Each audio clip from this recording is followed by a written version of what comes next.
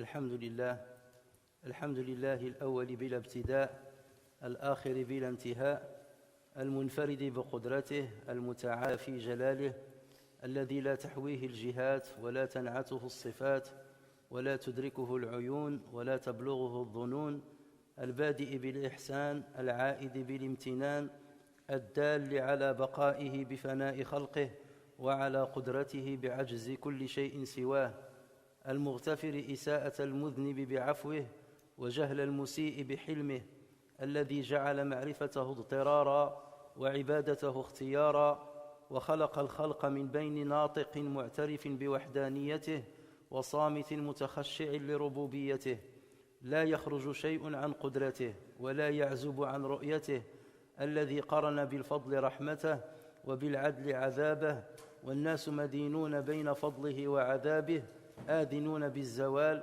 آخذون في الانتقال من دار بلاء إلى دار جزاء أشهد أنه لا إله إلا هو وأشهد أن سيدنا وحبيبنا وقائدنا محمدًا عبده ورسوله وصفيه من خلقه وخليله أدى الأمانة وبلغ الرسالة ونصح الأمة وكشف الله به الغمة فاللهم صل عليه وعلى آله وصحبه ومن صار على نهجه إلى يوم الدين أما بعد فإن أصدق الحديث كلام الله تعالى وخير الهدي هدي نبينا محمد صلى الله عليه وسلم وشر الأمور محدثاتها وكل محدثة بدعة وكل بدعة ضلالة وكل ضلالة في النار أجارني الله وإياكم من النار أوصيكم ونفسي بتقوى الله عز وجل معشر المسلمين فهو القائل في محكم التنزيل يا أيها الذين آمنوا اتقوا الله حق تقاته ولا تموتن إلا وأنتم مسلمون يا أيها الناس اتقوا ربكم الذي خلقكم من نفس واحدة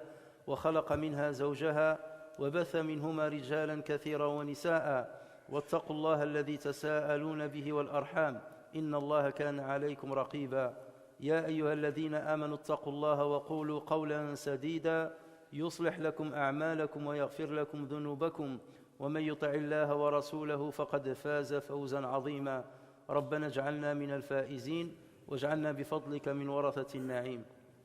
Chers frères et sœurs, la dernière fois nous avions parlé de ce verset dans lequel Allah Azza wa Jal donne quelques éléments très succincts sur l'abeille, cette créature qu'Allah Azza wa Jal a créée, cette créature qui a donné l'exemple au niveau de l'organisation par laquelle elle vit et à travers laquelle elle vit, et sur la rentabilité qui est la sienne envers toute l'humanité.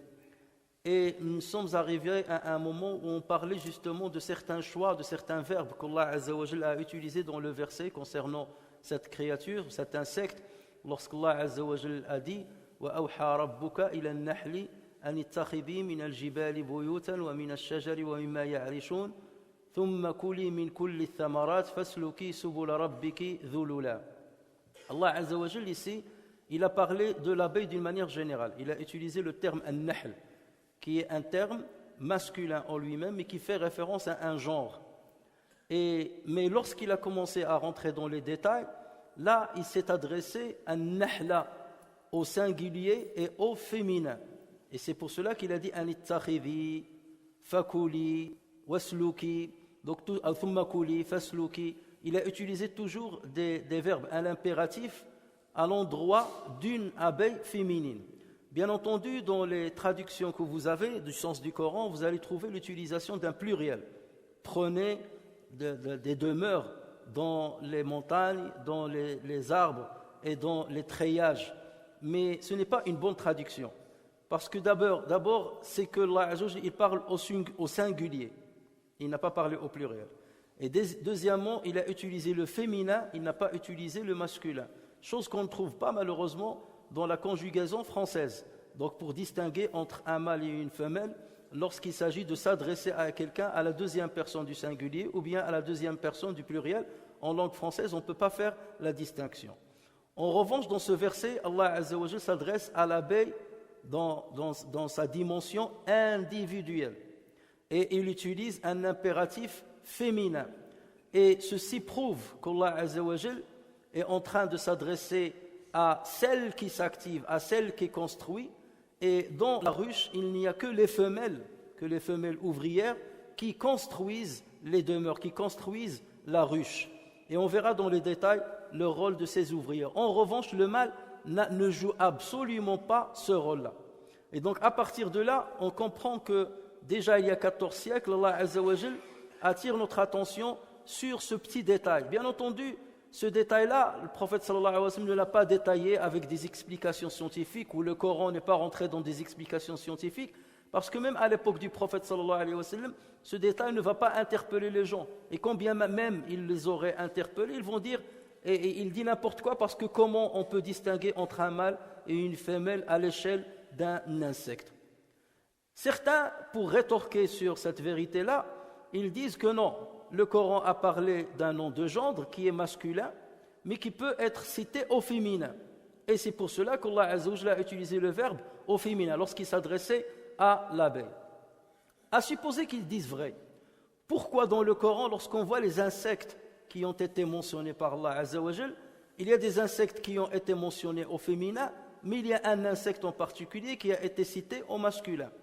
Lorsqu'Allah Azza wa Jalla parle de l'histoire de Salomon, de Sulayman alayhi salam, Allah Azza wa Jalla dit qalat namlatun ya ayyuhan namlu udkhulu masakinakum.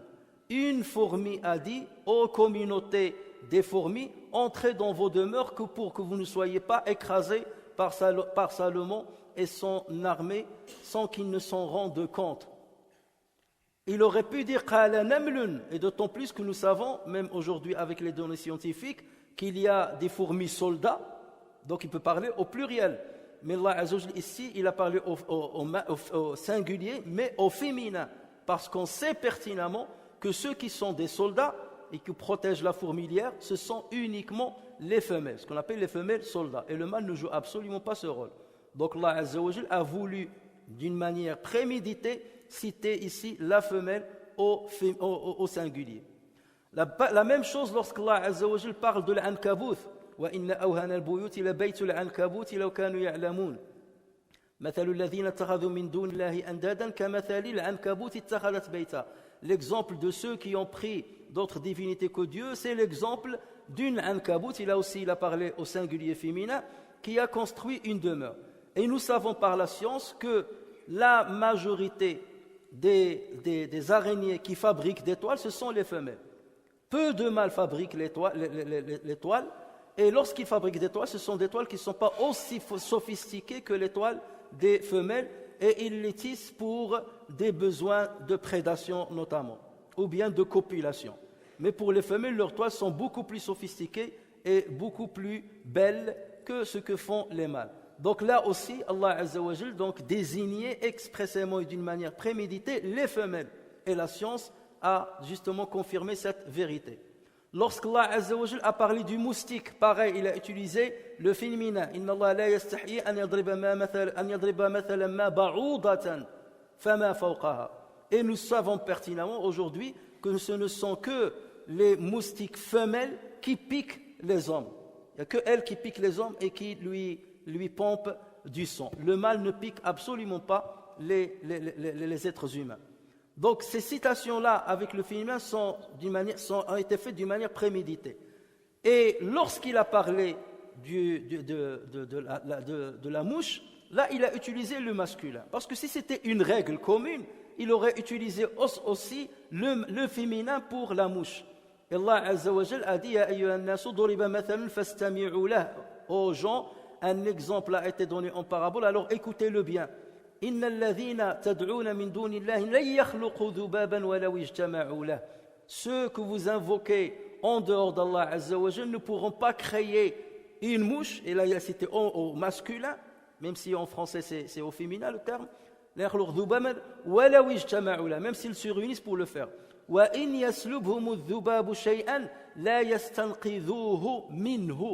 Et ce minhu là montre qu'il ne parle pas au pluriel, qu'il parle au singulier. Minhu, il n'a pas dit minhum.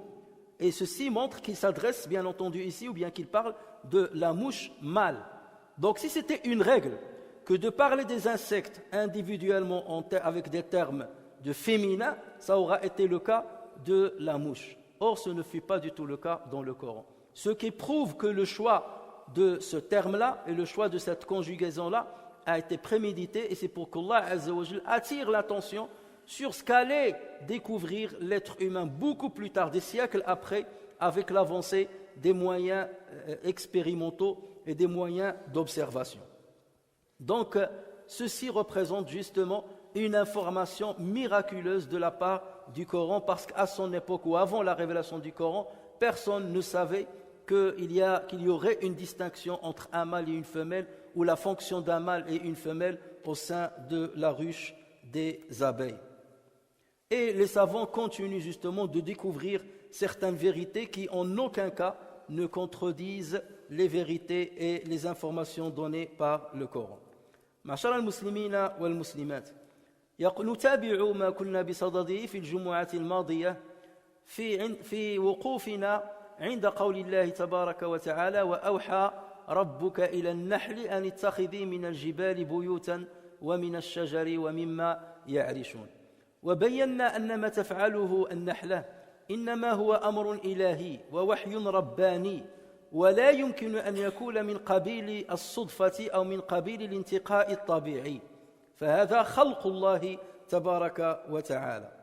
ثم بعد ذلك قال: أوحى ربك لنا أن اتخذي من الجبال بيوتا، وقد ذكرنا بأن هنا يعني النحلة الأنثى، اتخذي من الجبال بيوتا ومن الشجر ومما يعرشون، يبين أن الله عز وجل أنه قد سخر هذه النحلة حتى تصنع بيوتا لها، إما في الجبال وإما في الأشجار وإما فيما يعرشه الناس، يعني سخرها للناس حتى يستطيعون تربيتها، كما يربون الدجاج ويربون بعض الحيوانات الأليفة، كذلك النحل يربى من قبل الإنسان. هنالك أنواع من النحل لا يمكن أن تربى من قبل الإنسان، ولكنها تعيش يعني في الجبال وتعيش في الكهوف أو تعيش في الأشجار، ولا يمكن للإنسان أن يؤلفها كما يفعل مع بعض الأنواع الأخرى.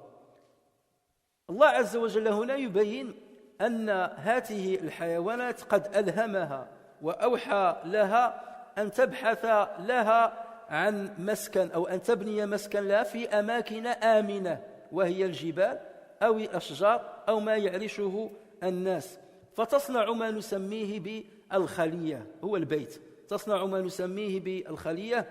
وتتكون خلية النحل من العديد من أقراص العسل سداسية الشكل، والتي تكون مرصوصة جنبا إلى جنب ومتساوية في المساحة تقريبا، وتسمى باللغة العربية بالأمشاط، تسمى بالأمشاط، نسمى بالفرنسية بلي سيلول ou bien les alvéoles، بالأمشاط. وعادة ما يكون للخلية كلها مدخل واحد. ويهتم النحل بتنعيم ملمس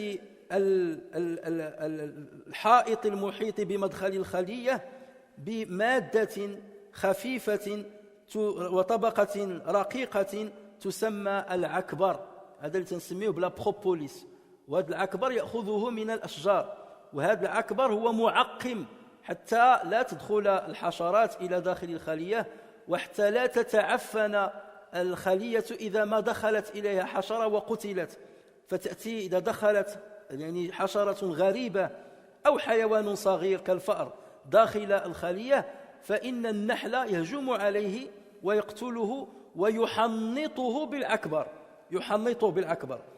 وقد وجد أن المومياء في مصر، المومياء التي كان يعني يجعلها المصريون في قبور كبرائهم، كانت تحنط بالعكبر، فهذا اكتشاف قديم لهذه المادة ولما يمكن أن تستعمل من أجله. وهذا العكبر إنما هو يأتي من صمغ يوجد في الأشجار. أما هذه الأمشاط، هذه الخلايا الصغيرة لزالفيول، هذه الأمشاط سداسية الشكل، فتستعمل لتخزين العسل أو لتخزين حبوب اللقاح التي تسمى بالفرنسية البولين، أو تستعمل لتبييض الملكة، تبيض فيها لتبييض الملكة بيضا يتحول إلى دودة صغيرة تسمى اليرقة، ثم يتحول إلى نحلة صغيرة، ثم يتحول إلى نحلة بالغة. وتغطى هذه الأمشاط بالشمع، حتى تحمى مما يمكن أن يسوء لها، إما كثرة الحرارة أو انخفاض درجة الحرارة أو هجوم بعض الحشرات، فتغطيها تلك النحلة حتى تحميها من كل العوارض.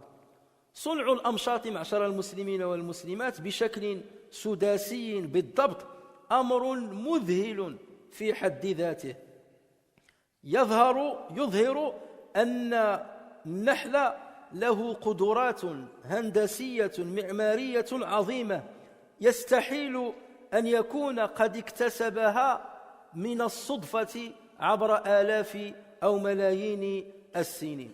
مهما كانت الصدف ومهما تراكمت الصدف، لا يمكن أن تيسر لمخلوق أو لحشرة أن تصنع مثل هذه الأمشاط بهذا الشكل الدقيق.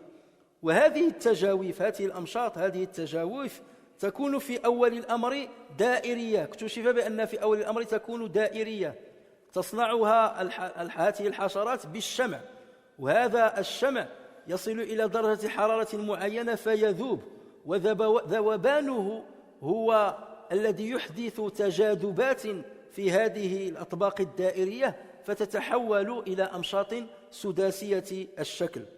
وقد أقيمت أبحاث علمية دقيقة من طرف أخصائيين في مجال الهندسة، ووجدوا أن هذا الشكل السداسي بالذات هو أحسن شكل يمكن أن يستعمل للحصول عليه بأقل كمية من مواد البناء، وهي مادة الشمع، وتكون له أعلى صلابة لتماسك الخلية.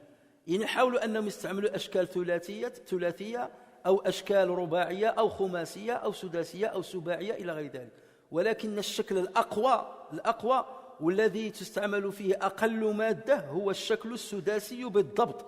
وهنا يطرح السؤال: من علم هذه الحشرات الصغيرة هذا الأمر؟ ولو ظل الأمر على وهذه الحيوانات في كل العالم، تمشي في آسيا ولا تمشي في إفريقيا ولا تمشي في جميع قارات العالم تجدها تصنع نفس الأشكال الهندسية.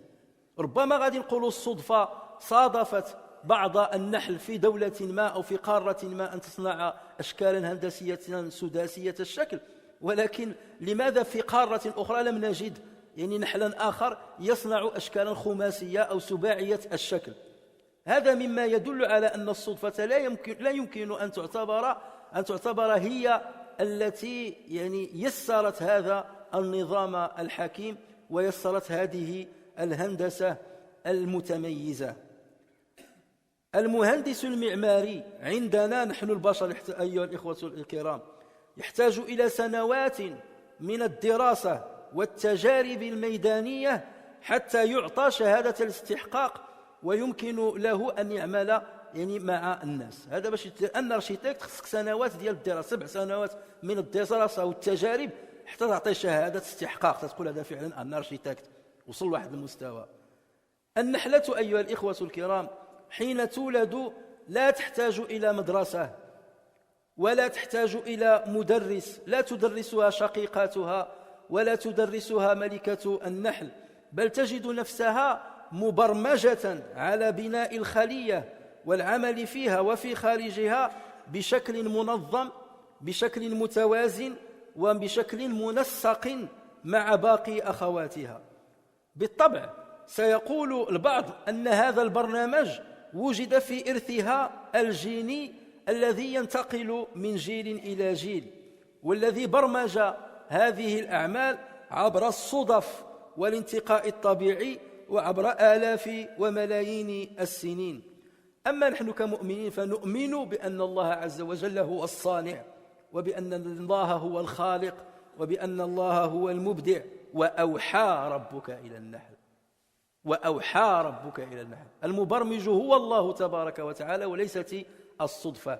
هذا النظام البديع لا يمكن أن تحدثه صدفة أو صدف متراكمة، وهذه التعقيدات التي توجد في الخلية لا يمكن أن تكون محض الصدفة ولو عبر الملايين من السنين.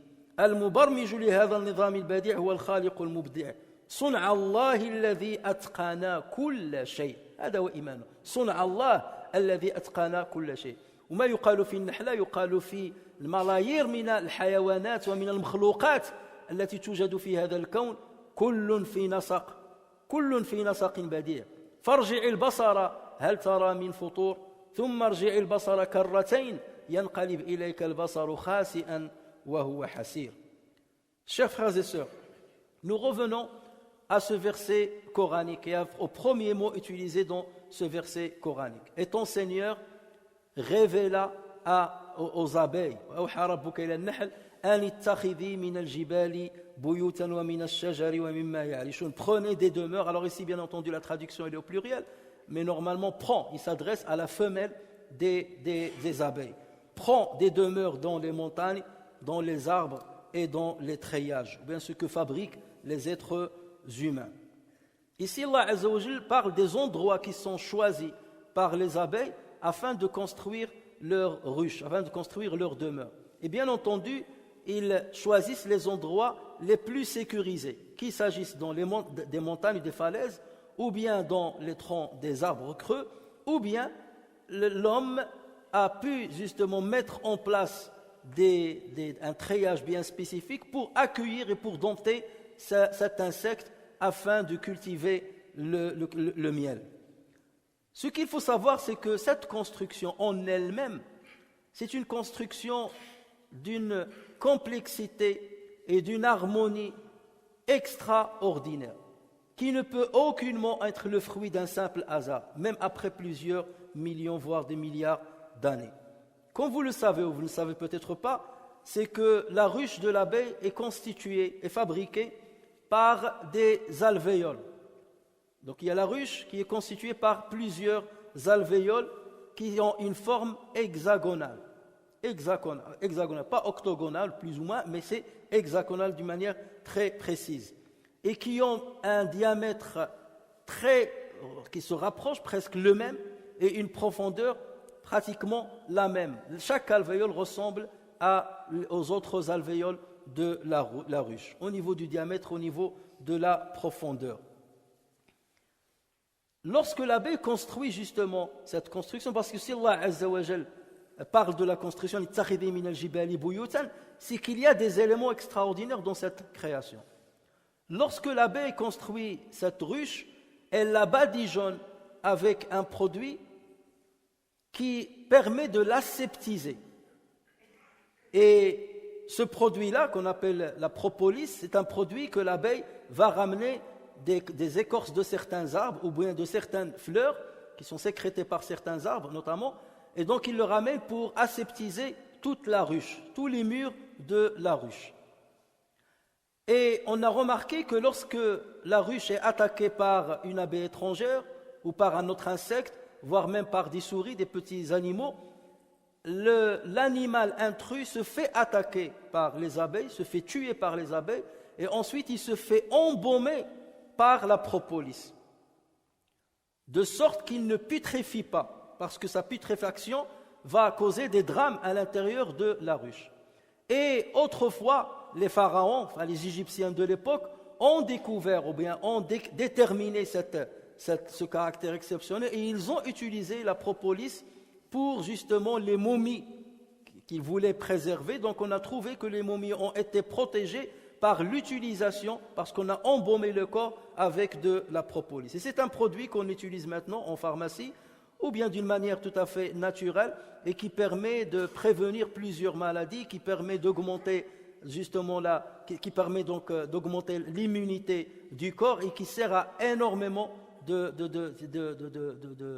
maladies dont on parlera une autre fois. Mais lorsqu'il s'agit, on est toujours dans la construction, lorsqu'on se penche un petit peu sur ces alvéoles par lesquelles la ruche est composée, on voit que ces alvéoles vont être utilisés pour stocker soit le pollen, soit le miel que vont ramener les abeilles, soit pour que la reine puisse pondre dedans un œuf qui va se transformer en quelques jours, et on rentrera dans les détails tout à l'heure, qui va se transformer en une larve, puis qui va se transformer en une nymphe qu'on appelle la pupe, et avant de devenir un adulte. Et à chaque fois que la reine pond un œuf, donc les ouvrières vont venir pour mettre un opercule et fermer justement cette alvéole. La fermer pour qu'elle ne soit pas attaquée par des aléas externes. Donc vous voyez qu'il y a beaucoup de complexité. Et on peut se demander qui a enseigné à l'abeille d'agir ainsi, qui a enseigné à l'abeille que la propolis qu'elle va ramener va aseptiser l'intérieur de la ruche, qui lui a montré de fabriquer ces alvéoles avec une forme bien précise, hexagonale.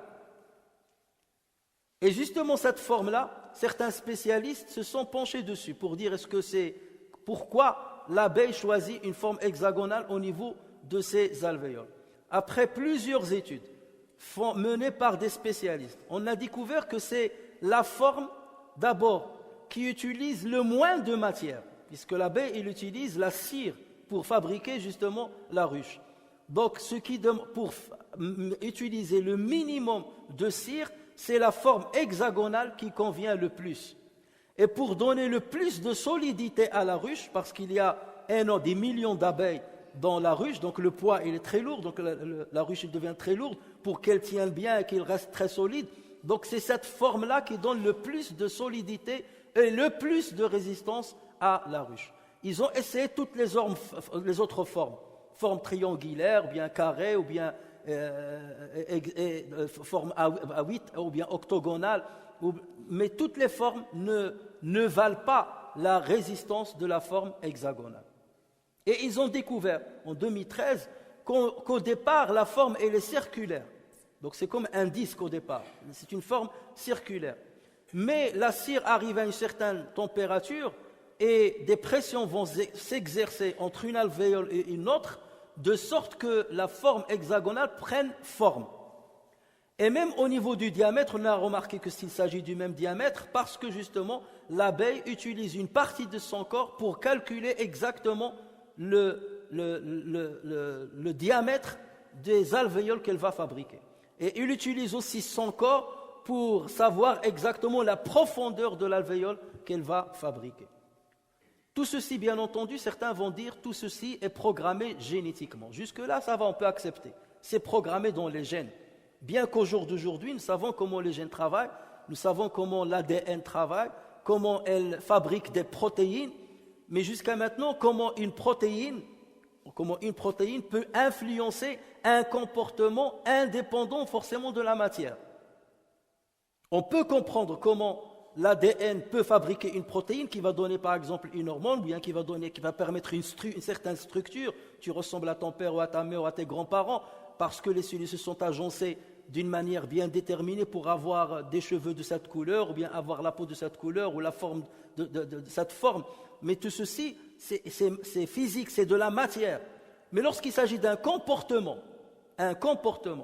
comment une hormone ou une protéine va agir sur un comportement. Voler ici, ne pas voler là, savoir une direction, comment la protéine va agir à ce niveau-là. On parle justement de plus en plus de l'épigénétique. Ça veut dire quelque chose qui est au-delà, qu'à l'extérieur du génome qui se trouve dans les cellules. Mais on n'a pas encore dévoilé le mystère de tout ceci. Et c'est pour cela qu'aujourd'hui, lorsqu'on parle de certaines choses qui sont subjectives, qui ne sont pas palpables, comme le comportement, c'est très difficile de venir prouver ça avec uniquement le travail de l'ADN, le travail des gènes, les gènes récessifs, les gènes dominants, et ainsi de suite. Donc il y a énormément de détails qu'on ignore jusqu'à aujourd'hui. Mais bien entendu, nous, en tant que croyants, nous savons que tout ce programme-là, même s'il se trouve dans les gènes, mais qu'il a mis en route, qui a établi ce programme, qui l'a organisé au départ, est-ce que c'est le simple fruit du hasard? Par hasard, des abeilles, ils travaillaient, ils construisaient, sur un continent, ils ont fabriqué donc des alvéoles avec 6 côtés, et pourquoi dans un autre continent, ils ne l'ont pas fabriqué à 5 côtés, ou à 4 côtés, ou à 20 côtés? Pourquoi ces 6 côtés partout dans le monde? Là où tu vas, c'est toujours la même fabrication, avec les mêmes dimensions, avec le même matériel. C'est là où il faut se poser justement des questions. Est-ce que tout ceci, c'est le simple hasard? Et je vous avais parlé de certaines expériences qui ont été menées sur 70 000 colonies de bactéries, de Escherichia coli, 70 000 colonies, ce qui équivaut à des millions, des centaines de millions d'années chez l'être humain. Et on a vu seulement un petit changement, qui est celui de fabriquer, c'est-à-dire cette bactérie a réussi à fabriquer une enzyme qu'elle n'avait pas au départ, une enzyme pour pouvoir métaboliser l'acide citrique, si ma mémoire est bonne. Ce qui est équivalent à des millions d'années pour un seul comportement qui va apparaître, un nouveau comportement qui va apparaître, ou un nouveau effet, ou une nouvelle substance qui va apparaître.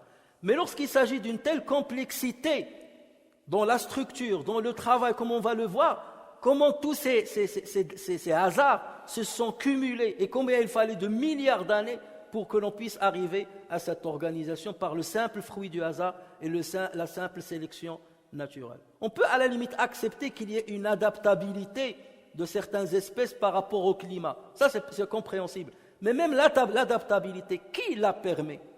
Qui a donné l'autorisation pour qu'un animal ou un être puisse s'adapter par rapport à son environnement, si ce n'est Allah Azza wa Jal. Et on voit qu'il y a des animaux qui passent par différentes formes dans leur petite vie. Prenez la grenouille, c'est un animal qui va commencer par être aquatique, dans l'eau, dans un œuf. Il va devenir un tétard qui respire avec des branches, comme un poisson. Et après, il va sortir à l'extérieur et il va respirer avec ce qui ressemble le plus à un poumon d'un mammifère. Voici cette évolution en peu de temps. On n'avait pas besoin de milliards d'années pour avoir cette transformation-là ou bien ce passage d'une étape à une autre. Mais il réside dans un même animal depuis le début. C'est qu'il a été programmé ainsi pour qu'il soit aquatique et ensuite donc qu'il soit terrestre ou bien qu'il soit donc entre les deux. Donc Allah Azza wa Jal a créé cette diversité qu'on retrouve. Et on n'a pas un cas de figure qui disparaît pour le remplacer par quelque chose qui est... On a même des marsupiaux qui sont à des années-lumière des mammifères, sont très différents des mammifères. Et je peux vous ramener certaines espèces où un marsupio ressemble exactement, le loup marsupio ressemble exactement au loup gris.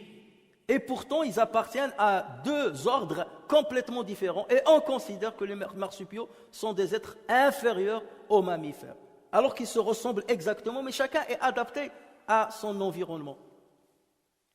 Donc, c'est pour cela que lorsqu'on parle de certains éléments scientifiques, il faut vraiment faire attention de ce qu'on dit. Allah Azza wa Jal dit, telle est l'œuvre d'Allah qui a tout façonné à la perfection.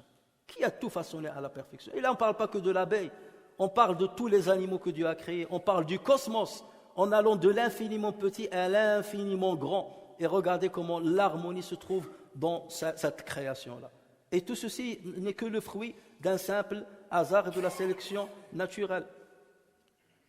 معشر المسلمين والمسلمات عملية بناء أمشاط الخلية هذه الفيول ولا السيلول تتم من قبل النحل الخادمات أو العاملات التي يتراوح سنها ما بين 5 إلى 20 يوما بعد الولادة مع العلم أن النحلة الأم حين تبيض فإن البيض يتحول إلى يرقة بعد 3 أيام ثم تتحول اليرقة إلى النحلة الصغيرة خلال 6 أيام أو أقل من ذلك إذا تعلق الأمر بالملكات أو أكثر من 6 أيام إذا تعلق الأمر بالذكور ثم تتحول النحلة الصغيرة إلى نحلة بالغة بعد 7 أيام أو 7 أيام إلى 14 يوما الذكر يحتاج إلى وقت أطول معنى ذلك أن مدة تحول البيضة إلى نحلة بالغة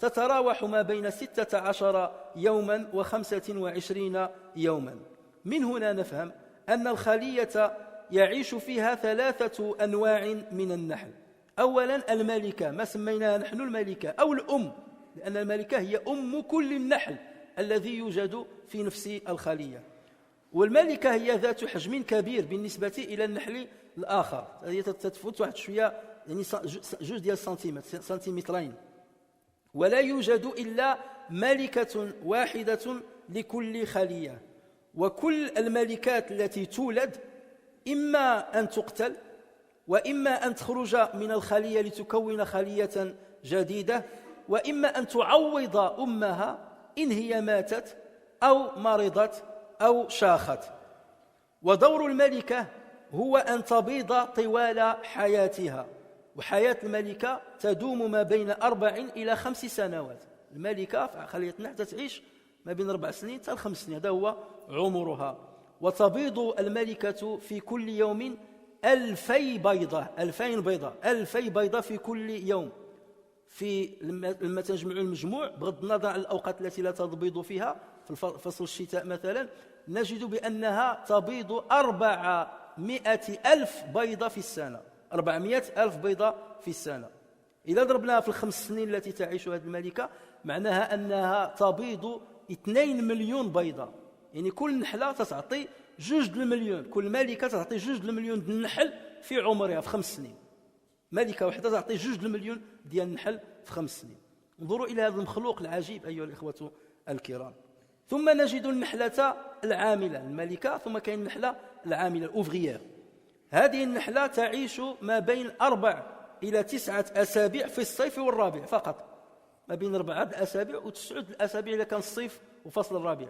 أما إذا كان في فصل الشتاء فإنها تعيش إلى 20 شهرا، لأنها تختبئ من البرد وتشتغل قليلا، فبحال البطارية هي، ما حتى ما تخدمش تتعيش أطول، ولما حتى تخدم تدخل لها البطاري، هكذا تعيش. ففي الشتاء لما تكون مخبعة تعيش أطول، وفي الصيف لما تخدم وتجتهد تعيش مدة أقصر، بحال البطاري، بحال اللي تنستعمله.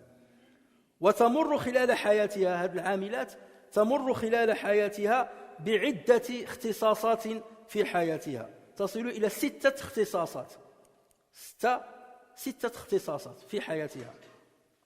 أولا تكون مغذية، نغيس، تكون مغذية لليرقات، وتغذي الملكة، وتغذي النحلة كبير السن. لما تتشيخ النحلة تولي عندها مثلا 9 أسابيع تتولي شيخة وبقى لما تخدم تتهلا في هذوك اللي عاد تولدوا تولي تخدموها.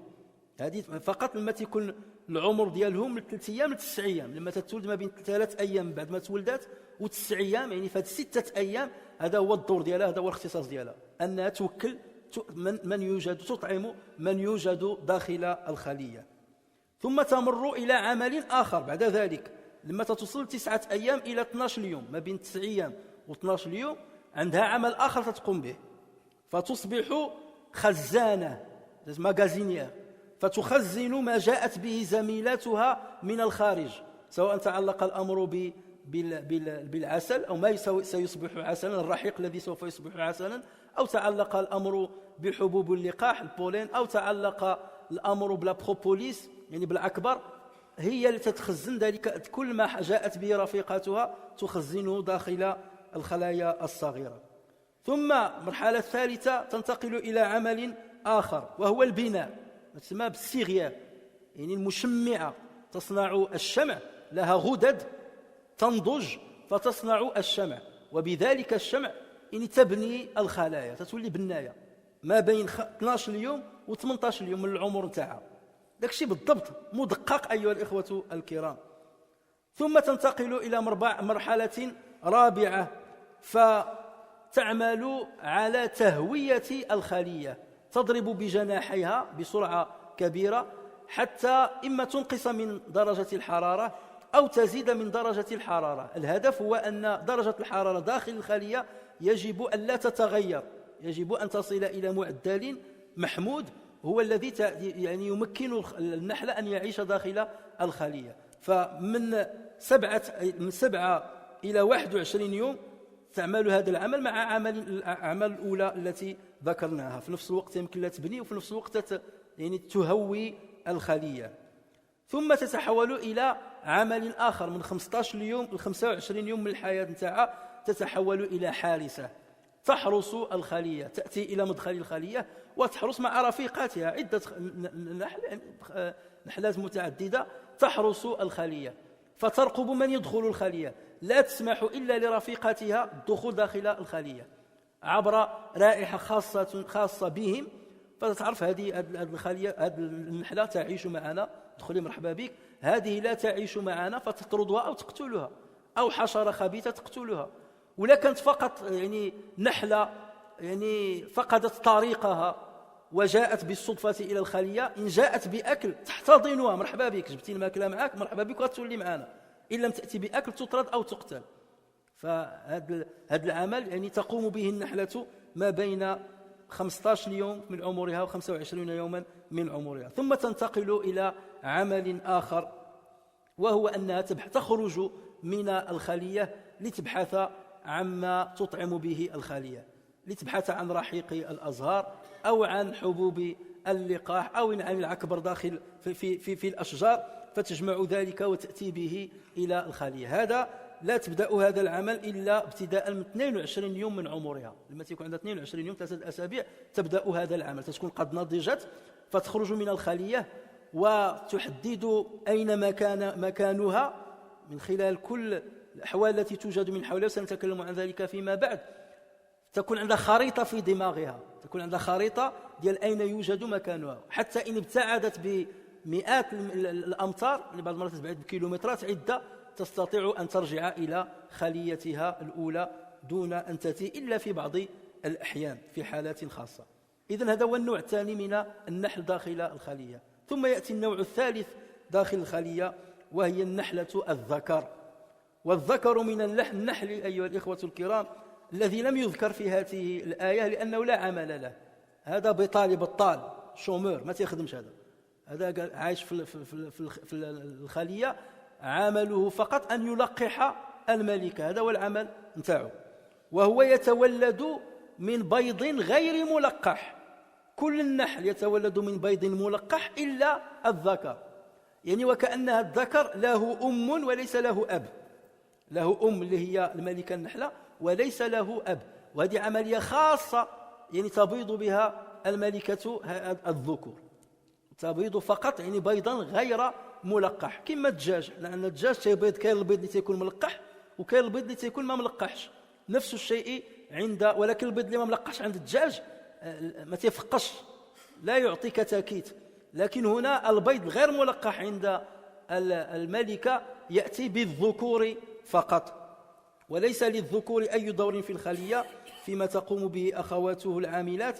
دوره الوحيد كما قلنا هو أن يلقح إذا استطاع إلى ذلك سبيلا. الملكة عندما تخرج في وقت معين من السنة، يعني تخرج خارج الخلية وتطير فوق الخلية لعدة أمتار، ما بين 10 الأمتار إلى 40 متر، فلا يستطيع أن يصل إليها إلا الذكور الأقوياء. الذكر اللي هو ضعيف ولا هزيل هذاك يسقط، لا يستطيع أن يصعد إلى السماء، ولكن الذكور الأقوياء يصعدون معها، يتبعونها إلى فوق، إلى حتى 40 متر تصعد، فيلقحونها. وعدد من يلقح الملكة من 5 ذكور إلى 19 ذكرا فقط، ما بين 5 و 19 ذكر هو الذي يلقحها، ثم يموت مباشرة بمجرد أن يلقحها. وعملية التلقيح لا تدوم إلا 5 ثواني، 5 ثواني، بمجرد أن يلقحها يسقط فيموت، والذكور الآخرون كذلك يموتون.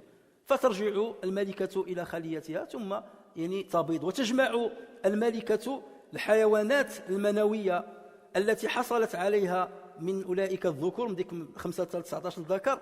الحيوانات المنوية تجمع ما يقرب من 70 مليون حيوان منوي في مبيضها، 70 مليون حيوان منوي في مبيضها، ثم لا تلقح مرة أخرى، فتظل هكذا حياتها هذه 4 سنين أو 5 سنوات، تظل بتلك الحيوانات المنوية التي توجد في مبيضها بسببها يعني تبيض. فانظروا أيها الإخوة الكرام إلى هذا النظام البديع الدقيق المتوازن المعجز. هذا خلق الله، هذا خلق الله، فأروني ماذا خلق الذين من دونه. نفعني الله وإياكم بالقرآن الكريم وبحديث سيد الأولين والآخرين، وغفر الله لي ولكم ولسائر المسلمين، ويرحم الله عبدا قال آمين.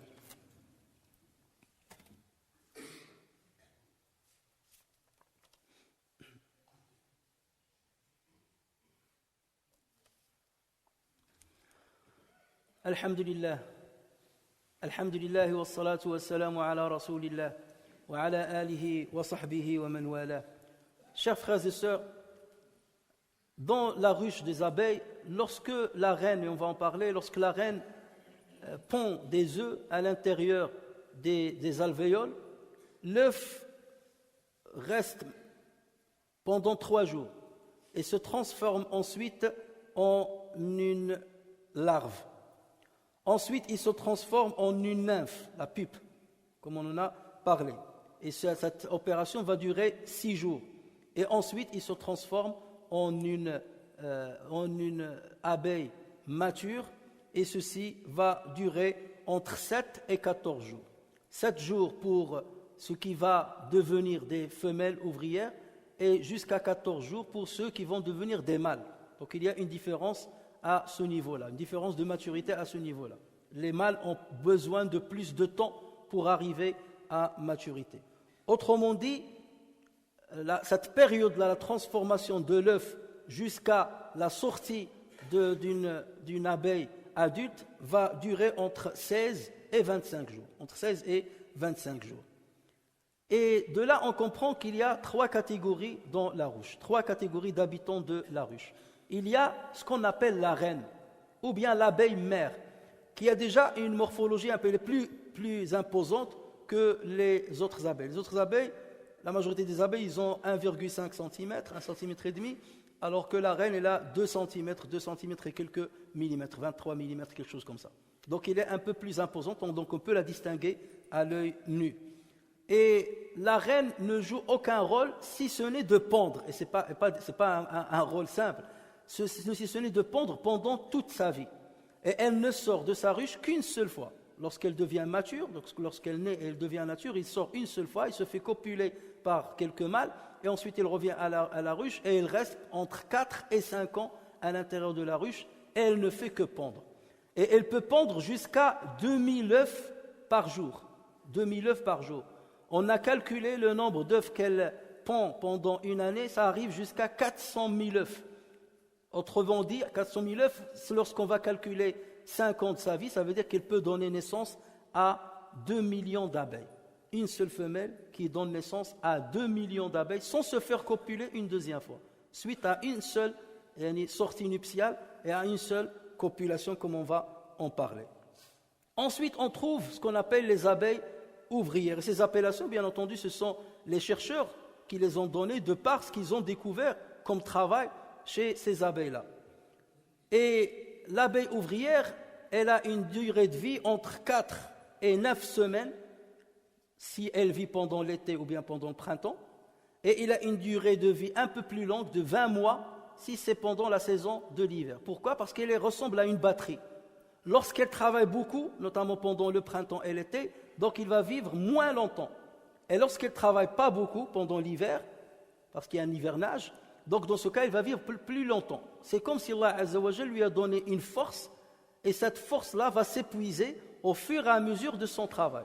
Une fois elle épuise sa force, elle meurt. Donc plus elle travaille, plus vite elle va mourir. Et l'abeille ouvrière va passer par 6 stades d'œuvre, ou bien de travail, ou bien de spécialisation pendant sa courte vie. La première spécialisation, c'est qu'elle est une nourricière, une nourrice.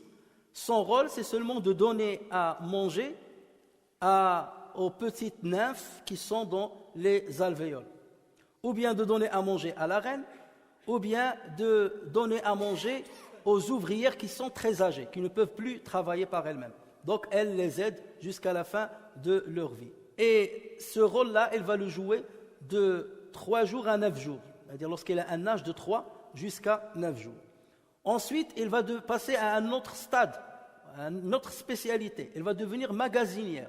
Ça veut dire qu'elle va accueillir ses congénères qui vont venir de l'extérieur et elle va prendre d'eux tout ce qu'ils vont ramener. Ils vont ramener du nectar et par ce qu'on appelle la tropolaxie, donc ils vont lui donner le nectar, donc elle va le prendre et l'emmagasiner à l'intérieur des alvéoles. Ou bien ils vont lui ramener le pollen, ou bien ils vont lui ramener la propolis, et donc il va les stocker à l'intérieur des alvéoles. C'est pour ça qu'on l'appelle la magasinière. Et ceci, elle va le faire lorsqu'elle a 9 jours jusqu'à ce qu'elle ait 12 jours. Ensuite, elle passe au 3e stade où il devient une cirière. Autrement dit, il va utiliser la cire parce que les glandes qui vont fabriquer la cire vont arriver à maturité à l'âge de 12 jours. Et à partir de là, il va jouer ce rôle qui est celui de construire justement la ruche, de construire les alvéoles de la ruche. Et elle va continuer à le faire jusqu'à ce qu'elle atteigne l'âge de 18 jours.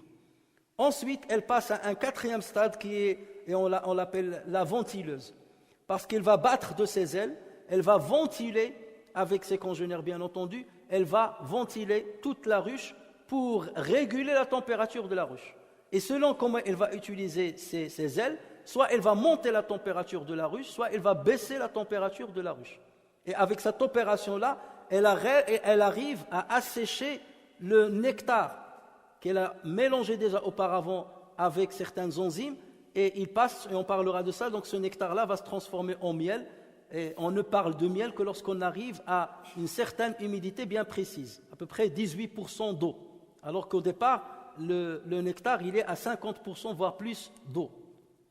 Ensuite, elle va passer à un autre rôle, elle va devenir gardienne, et là, c'est lorsqu'elle aura entre 15 et 25 jours, elle va garder la ruche contre tout intrus étranger.